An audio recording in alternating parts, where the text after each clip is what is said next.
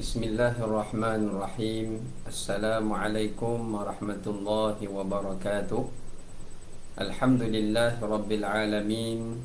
Wassalatu wassalamu ala ashrafil anbiya'i wal mursalin wa ala alihi wa ashabihi ajma'in.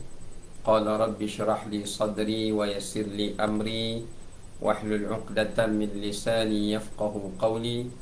Subhanaka la ilma lana illa ma 'allamtana innaka antal alimul hakim wa la hawla wa la quwwata illa billahil aliyyil azim.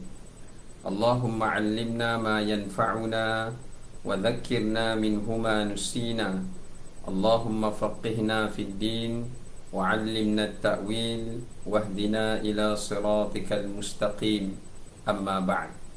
Alhamdulillah, kita rafa'kan puji dan syukur kepada Allah Ta'ala di atas segala rahmat dan kurniaannya. Pada pagi yang mulia ini, atas izin dan rahmat daripada Allah Subhanahu Wa Ta'ala, kita masih lagi diberikan peluang oleh Allah Ta'ala untuk dapat sama-sama kita mengikuti secara online bagi tajuk pengajian kita, yakni berkenaan dengan sambungan kepada tipu daya syaitan, ataupun tajuk yang sebelum ini ada kita bahaskan mengenai dengan perangkap syaitan. Dan insya-Allah pada pagi ini kita akan menyambung semula berkenaan dengan tajuk ini dalam beberapa baki di antaranya. insya-Allah kita akan bincangkan bersama-sama. Pertama sekali, audio okey ke? Tolong bagi respon untuk suara dan audio.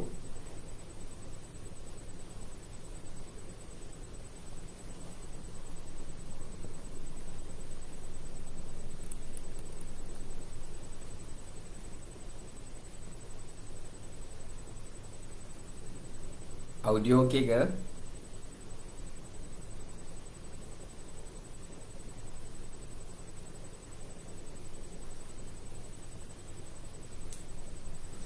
Jadi tolong maklumkan kepada semua yang sedang menonton, jika audio kurang baik, jadi boleh respon pada komen kita ya. Okey, jazakumullah. Terima kasih Tuan Haji Azrin atas komen. Audio okey kata beliau. Alhamdulillah. Baik. Kita akan menyambung semula berkenaan dengan tajuk ini, yang mana kita merujuk kepada pengajian sebuah kitab yang berjudul Talbis Iblis ataupun Belitan Iblis. Jadi dalam kitab tersebut ada beberapa topik yang membahaskan berkenaan dengan tipu daya syaitan di dalam memperdayakan dan menyesatkan umat manusia. Okay, yang pertamanya kita nak menyambung semula daripada tajuk tempoh hari, dan kita akan masuk kepada tipu daya syaitan yang seterusnya, iaitu di antara tipu daya syaitan itu adalah yang disebutkan sebagai at-taswif. At-taswif. Pertama kita kena maklum bahawasanya antara cara untuk syaitan menyesatkan umat manusia, keutamaan mereka dalam menyesatkan umat manusia ini adalah untuk merosakkan akidah. Asas perjuangan bagi iblis. Kita tak katalah perjuangan kan, tapi nak bagi faham istilah kepada perjuangan iblis dan syaitan itu, matlamat mereka adalah untuk menyesatkan dan merosakkan akidah umat manusia, terutamanya anak Adam. Kerana iblis itu telah pun mengisytiharkan kekufurannya kepada Allah Ta'ala, yang mana Allah Subhanahu Wa Ta'ala sendiri menyatakan di dalam ayat Al-Quran, Inna syaitana li rabbihi kafura. Sesungguhnya syaitan itu kepada Tuhannya, ia telah pun memperlakukan kekufuran. Dia telah memperakui kekufurannya dan dia telah melakukan kekufuran, dan sudah pasti dia akan menyeru kepada anak Adam untuk merosakkan akidahnya dan juga merosakkan kepercayaan mereka dan keimanan mereka. Ini adalah merupakan cara untuk menyesatkan itu, maka tidak ada jalan lain bagi syaitan melainkan melalui jalan tipu daya ataupun perangkap-perangkap yang telah syaitan susunkan sebagai alat dan senjata bagi menyesatkan umat manusia. Kerana Allah melarang syaitan untuk menguasai tubuh manusia. Syaitan tidak mampu masuk dalam tubuh kita. Dia kawal otak kita, dia kawal hati kita, dia kawal perbuatan kita. Itu tidak diberikan kemampuan oleh Allah Ta'ala kepada syaitan. Sebaliknya, yang Allah Ta'ala izinkan kepada syaitan itu adalah untuk masuk bagi membisikkan, memperdayakan, mengajak dan menyeru kepada kejahatan dan kepada kekufuran. Ini yang Allah Ta'ala sendiri sebut dalam Quran ketika mana Iblis berkata di hadapan Allah Ta'ala, Qala Rabbi bima aghwaytani la'uzayyinanna lahum siratakal mustaqim. Kata Iblis, wahai Tuhan, sesungguhnya aku akan memperdayakan anak Adam ini, Adam dan anak Adam ini, dan supaya aku memberikan tipu dayaku kepada mereka supaya mereka terkeluar daripada jalanmu yang lurus. Nampak? Matlamat sebenar perjuangan dan objektif tipu daya syaitan ini adalah untuk mengeluarkan kita daripada agama Islam, menyesatkan kita daripada keimanan kepada Allah dan Rasul dalam konteks keimanan yang sebenarnya, merosakkan ibadat kita kepada Allah supaya kita berbuat syirik, supaya kita berbuat ibadat selain kerana Allah. Itu matlamat perjuangan mereka. Jadi Iblis punya tipu daya ni bukan sekadar nak suruh kita ni jadi akhlak buruk, bukan sekadar nak suruh kita ni malas beribadat. Tak, dia tak terhenti di situ. Jangan salah faham. Sebaliknya, daripada malasnya ibadah, dia akan menipu dayakan kita sehingga kita merasakan ibadah itu bukanlah merupakan suatu tuntutan, dan hingga kita mempunyai satu kepercayaan dan i'tiqad bahawasanya ibadat ini tak wajar disyariatkan. Bahkan kita mengatakan ibadat ini tak diperintahkan oleh Allah. Benda ini berlawanan dengan norma kehidupan manusia. Dia sampai membawa kepada nilai kepercayaan. Daripada buat benda yang berdosa, Iblis perjuangannya bukan sekadar nak suruh kita buat maksiat. Daripada kita buat dosa, dia nak seru kita sampai kita menghalalkan perbuatan dosa itu, sampai kita justifikasikan yang dosa itu ada manfaatnya untuk kita melakukannya, ada kebaikannya, ada haknya kepada seorang manusia untuk bebas melakukan apa yang dia kenaki. Dia akan sampai kepada tahap kita percaya, kita mengimani dan juga kita beriktikad dengan sesuatu yang menyimpang daripada ajaran Islam yang sebenarnya. Inilah sebenarnya matlamat dan perjuangan Iblis dan syaitan. Dia bukan sekadar nak suruh kita ni jadi orang yang fasik, orang yang hanya berdosa, orang yang hanya tidak melakukan perintah Allah, bukan dan menjadi orang yang jahil, tapi dia nak bawa kita sampai kepada jahil yang boleh bawa pada kufur, jahil yang boleh bawa kepada syirik. Bukan sekadar nak suruh kita tinggalkan ibadah, tetapi meninggalkan ibadah sehingga merasakan ibadah itu tidak rasional, ibadah itu tidak wajar disyariatkan, ibadah itu tidak patut diperintahkan. Dan dia juga akan menyuruh kita sampai kita membuat satu ibadah yang tidak disyariatkan oleh Allah, kerana kita menganggap ibadah itu lebih baik daripada ibadat yang disyariatkan oleh Allah SWT. Seperti kita melihat bagaimana ada segelintir umat manusia yang telah disesatkan. Mereka mencipta agama baharu, mereka mencipta syariat baharu, sehingga mereka mengatakan ibadat yang mereka reka jauh lebih baik daripada ibadat yang disyariatkan oleh Allah Subhanahu wa ta'ala. Bila kita ada keyakinan macam itu, itulah tanda keberhasilan perjuangan dan kejayaan Iblis dalam menyesatkan manusia. yang hanya dia tinggal perjuangannya yang seterusnya matlamatnya bukan nak ubah akidah kita, keimanan kita, kepercayaan kita, mindset pemikiran kita, tetapi dia nak memastikan agar kita mati di dalam keburukan itu. Inilah kejayaan yang kedua. Dia dua ni saja objektif iblis. Tanda kejayaan dia, pertama, dia boleh ubah keyakinan kita, i'tiqad kita, kepercayaan kita kepada benda yang salah daripada apa yang sebenarnya yang ada di dalam ajaran Islam.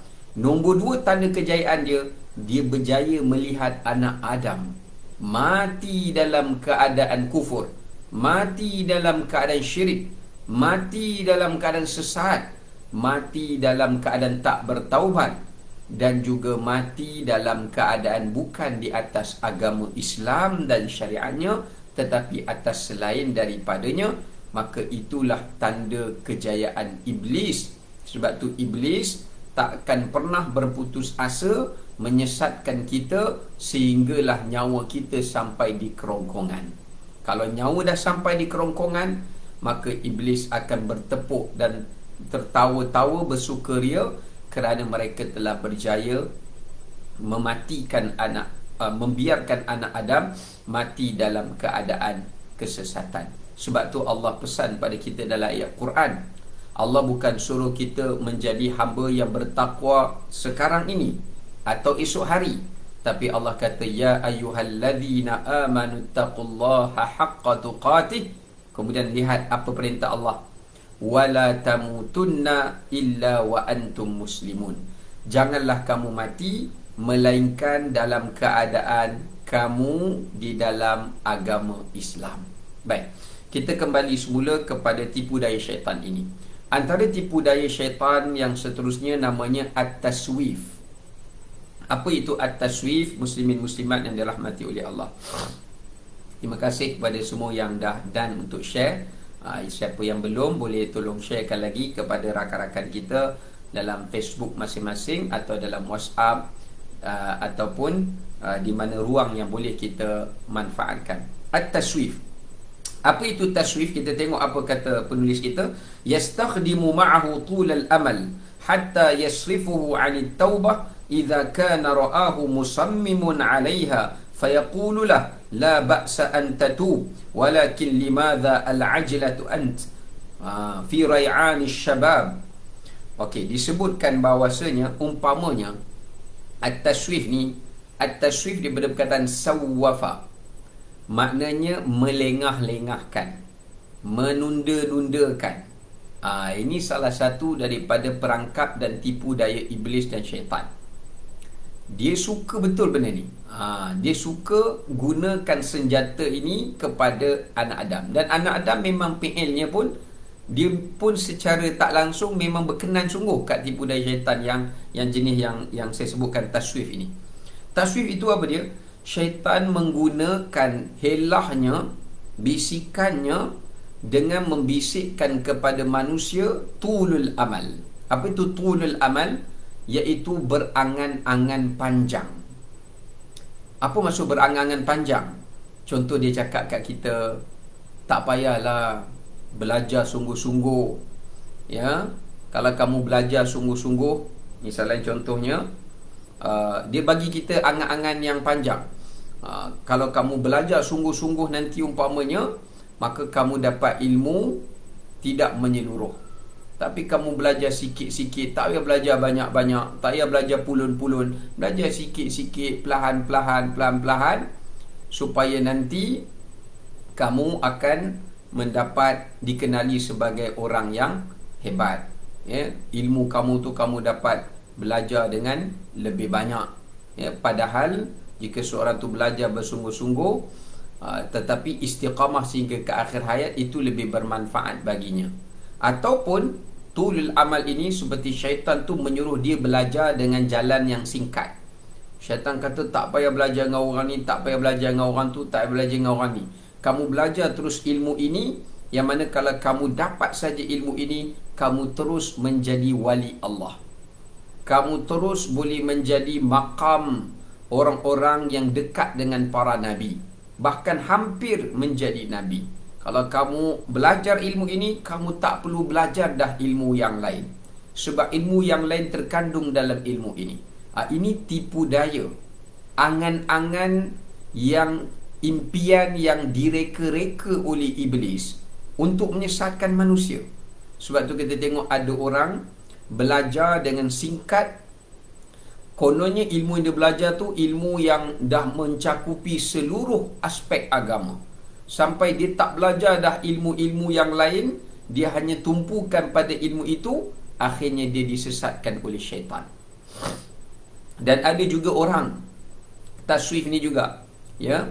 Misalnya contoh, dia nak bertaubat, dia nak buat kebaikan, tapi iblis kata, tak salah kalau kamu nak taubat, tak salah kalau kamu nak buat kebaikan, tetapi bukan aku nak menghalang kamu bertaubat dan buat kebaikan, tetapi disebabkan kerana kamu ni masih sihat, kamu ni masih ada lagi kekuatan, jadi kamu tak perlulah pulun sangat buat kebaikan tu. Buat sikit sudahlah.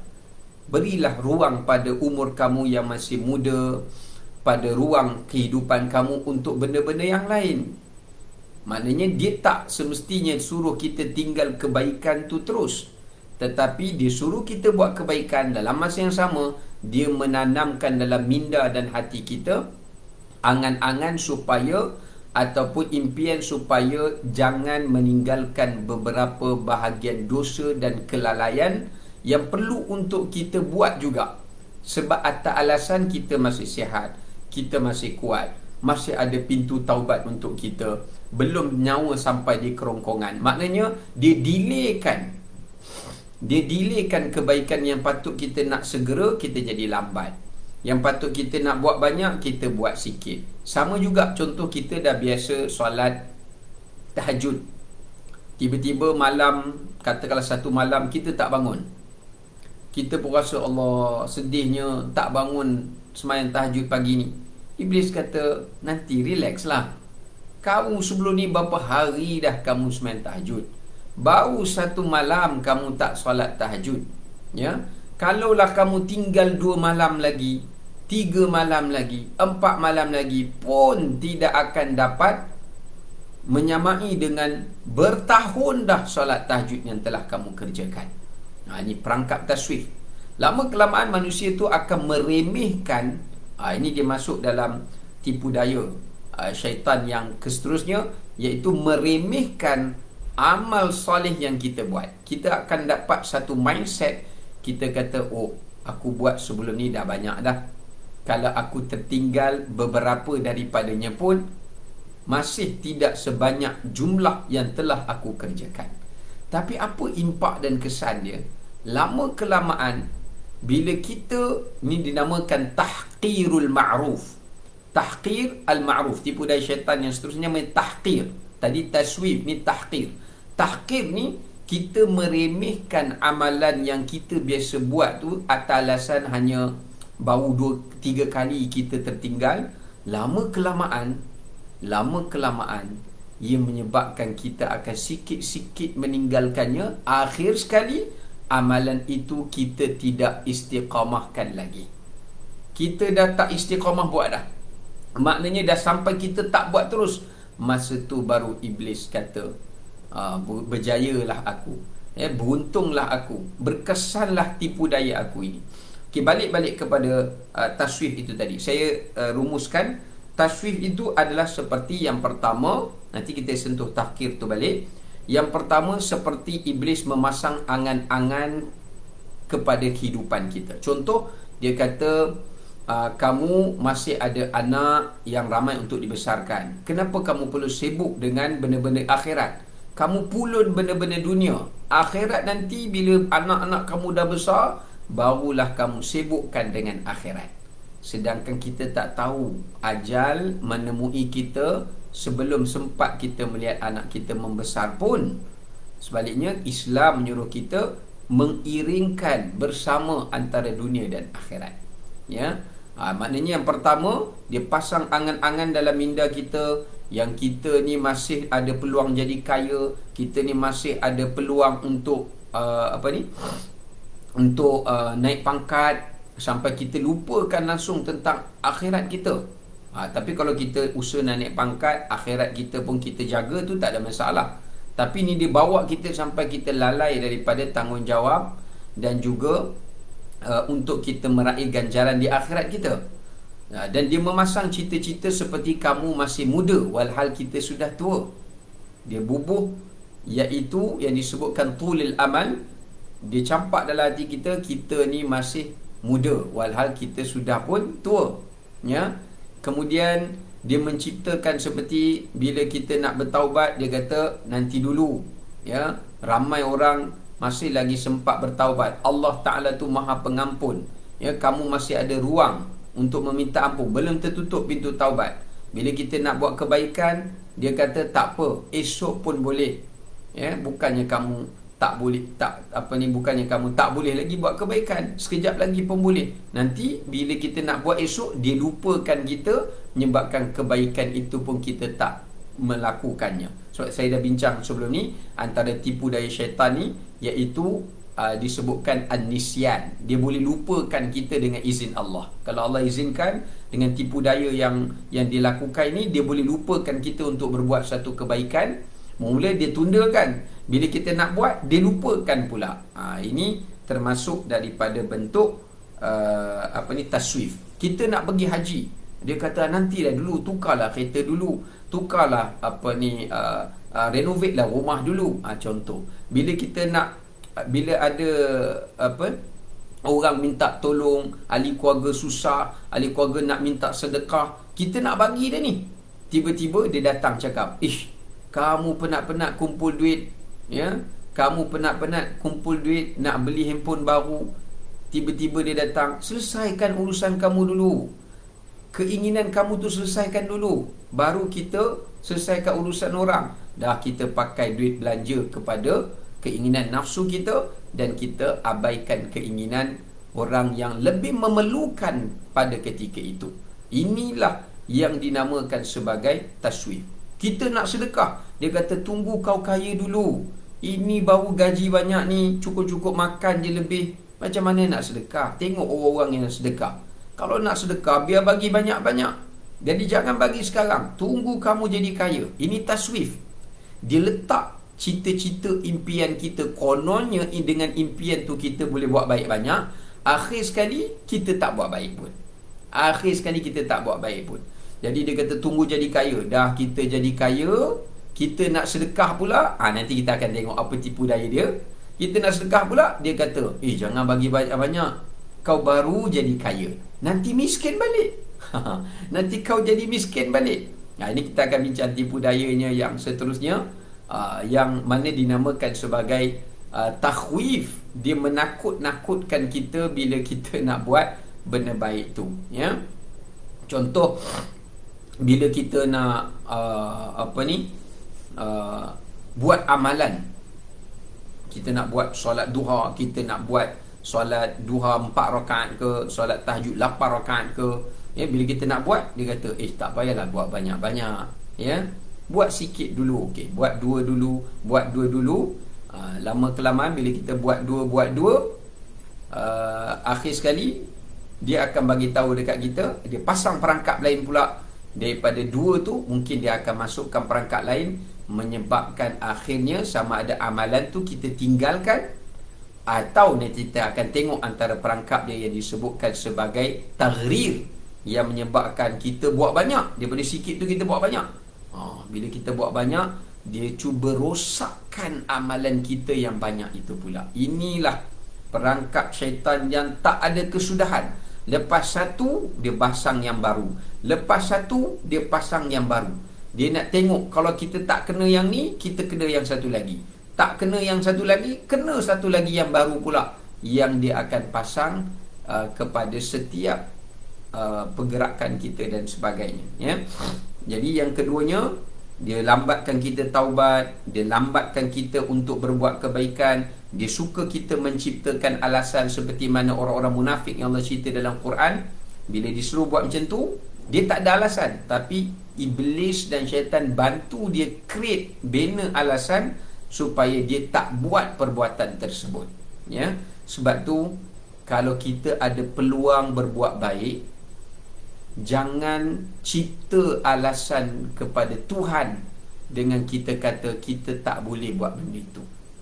Kalau ada orang ajak kita buat benda baik, kita ada masa lapang pun, jangan cipta alasan untuk kita menolak peluang untuk berbuat kebaikan tadi. Melainkan kalau kita memang benar-benar dalam keuzuran, ada alasan yang tak boleh dielakkan. Contoh, orang ajak kita buat kebaikan, tolong orang susah.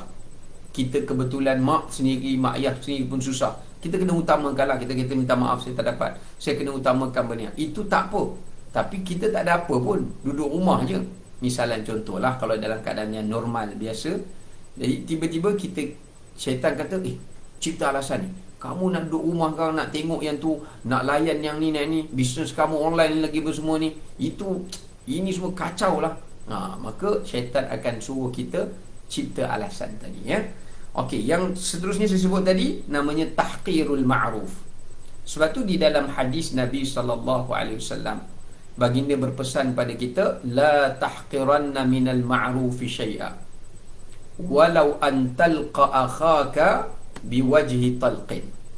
Baginda bersabda, janganlah kamu meremehkan perkara kebaikan sedikit pun, kata Nabi. Sekecil mana pun kebaikan itu, jangan diremehkan. Sekalipun, kata baginda Nabi SAW, kamu datang menghadap bertemu kawan kamu dengan wajah yang tersenyum. Kita jumpa kawan kita, kita senyum. Benda tu sedekah yang mudah, tapi jangan remehkan, kata Nabi SAW. Jadi salah satu tipu daya iblis ini, dia menciptakan helahnya, tipu dayanya kepada kita untuk kita ada sifat tahqir. Apa itu tahqir? Saya dah sebut dah tadi. Maknanya dia suruh kita buat kebaikan yang bombastik, kebaikan yang besar, kebaikan yang orang kenal, kebaikan yang orang pandang, kebaikan yang orang sebut-sebutkan, ya. Tapi kalau kebaikan yang kecil-kecil, orang pun tak pandang, orang pun tak respect, orang pun tak hormat, benda yang kecil-kecil macam ni, dia kata tak payahlah. Benda ni bukan boleh kamu masuk syurga pun dengan buat kebaikan sekecil ini. Kamu tak boleh masuk syurga pun. Nak buat yang besar-besar. Sebab tu kita kena ingat, tipu daya syaitan ni, dia bukan nak halang kita buat ibadat semata-mata, tapi dia suruh kita buat ibadat, tapi ikut cara ibadat yang salah. Dia galakkan kita buat ibadat, tapi cara melaksanakan ibadat yang salah. Sebab tu dia kata, okey, nak buat amalan tak ada masalah. Kami support, kami siap boleh buat banting lagi, kami boleh buat poster, tak ada masalah. Contohlah kan. Tapi dia suruh kita melaksanakan kebaikan itu dengan mengikut cara dia, mengikut modul iblis, bukan modul Allah Ta'ala dan Rasulnya. Sebab itu kita tengok contohlah, macam kita pergi masjid, dengan izin Allah, kalau dah boleh balik nanti kita ke masjid. Contohnya dia kata, kita tengok sliding door tak tertutup, dah tulis dah arahan kat tu, lepas buka sila tutup balik, nanti aircon keluar, ya. Kita pergi tutup. Misal contoh, benda tu simple je, tapi ada pahala tak? Ada pahala. Sebab bila kita tutup, jadi udara kat dalam tu lebih sejuk, jadi memberikan kebaikan kepada para jemaah, ya. Maknanya itu dapat pahala. Kita pergi tandas awam ke, tandas masjid ke, kita tengok ada paip air, pilih air yang tak ditutup rapat, air dia mitik, walaupun setitik, kita pergi ketatkan. Itu juga adalah merupakan kebaikan, sedekah, ada pahalanya. Tapi berapa ramai orang bila masuk kat dalam tandas masjid, dia tengok air tu mitik, dia ambil uduk sebelah je, dia buat tak tahu je. Sebab dia kata, ini kebaikan kecil.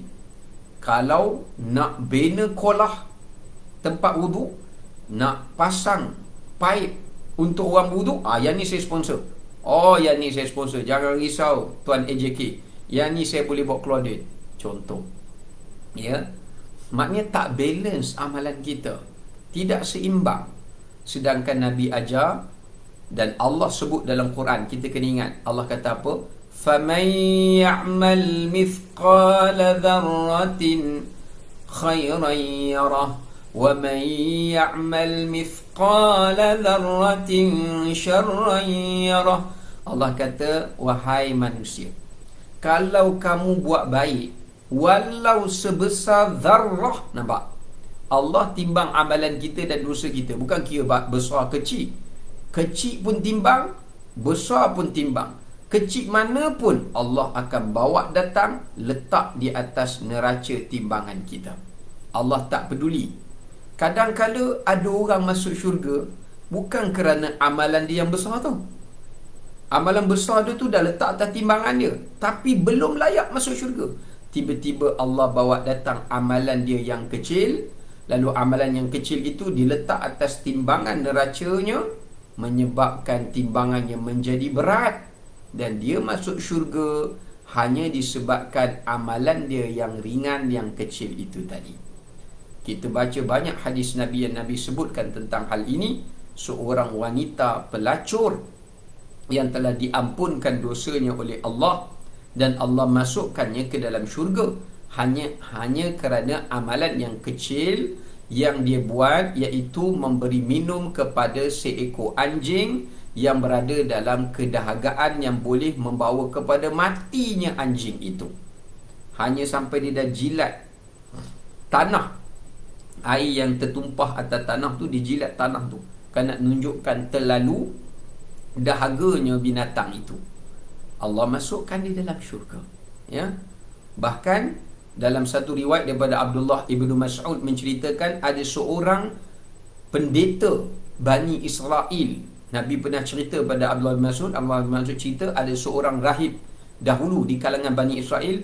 Dia telah pun menjadi rahib di dalam gereja, pendeta lah, selama 60 tahun dia beribadat pada Allah Ta'ala. 60 tahun dia tak pernah buat maksiat. 60 tahun, ya, beribadat kat rumah ibadat tu 60 tahun. Lepas 60 tahun dia keluar, dia tak pernah keluar gereja.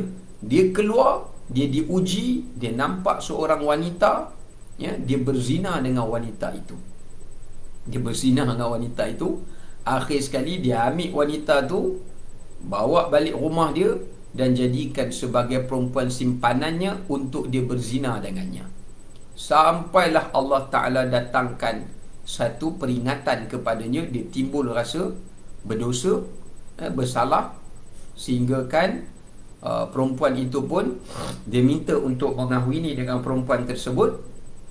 Kemudian akhirnya dia nak tebus dosa dia, dia nak taubat balik pada Allah. Dia tak tahu nak buat apa, dia nak kembali ke gereja dia, tapi orang dah tolak dia sebab wanita tu memberitahu perbuatannya. Jadi dia dah tak tahu buat apa, dia dah taubat pada Allah. Akhirnya dia nampak ada beberapa orang anak yatim yang berada dalam perjalanan. Dia pun dah susah masa tu.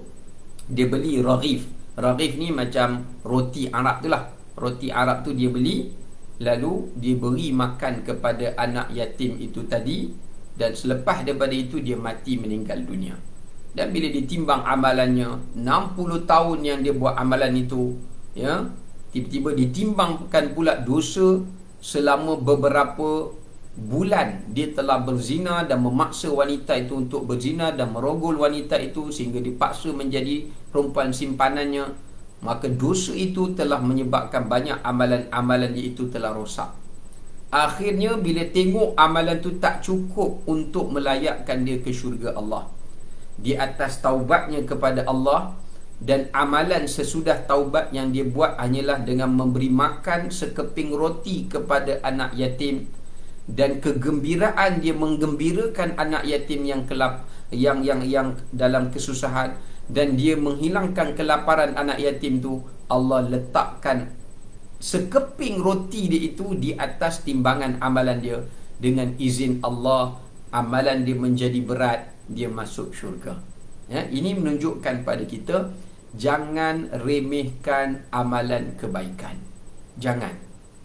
Walaupun sekadar kita tolong benda, tak boleh bagi banyak, ya. Kita tak boleh nak bagi RM10, kita bagi RM1. Kita tak boleh bagi RM1, kita bagilah berapa kadar yang paling minima kita boleh bagi, ya. Itu pun sebenarnya kita dianggap sebagai tak meremehkan berbuat kebaikan. Kita kena ingat dua, jangan remehkan peluang berbuat baik dan jangan remehkan perbuatan berbuat baik. Ada dua benda jangan kita remehkan. Iblis akan suruh kita remehkan dua-dua benda ini. Pertama, kalau kita ada peluang dan ada ruang untuk berbuat baik, kita nampak, kenapa orang lain tak nampak, kenapa saya nampak? Orang duk jogging-jogging, tak nampak pun ada sampah kat situ, tak nampak pun ada ranting kedahan kat situ, yang mana kalau orang lain datang jogging, terpijak tu mungkin boleh membahayakan dia, ya, atau lubang kat situ. Dalam ramai-ramai kita je Allah bagi nampak. Maknanya Allah nak bagi peluang kita untuk berbuat kebaikan itu. Tapi berapa ramai orang meremehkan, alah, yang penting saya tak pijak lubang ni, saya tak jatuh. Yang lain terjatuh tu dia punya masalah. Kenapa dia jogging tak tengok jalan? Jangan. Bila anda berfikiran macam tu, anda telah pun mendapat perangkap syaitan yang bernama tahqir. Ingat hadis Nabi SAW. Nabi kata, iman ini ada 73 cabang. 70 bid'una syu'batan. Ada beberapa cabang iman. Yang a'laha, paling tinggi, Nabi kata bila kita sebut la ilaha illallah, itu cabang iman yang paling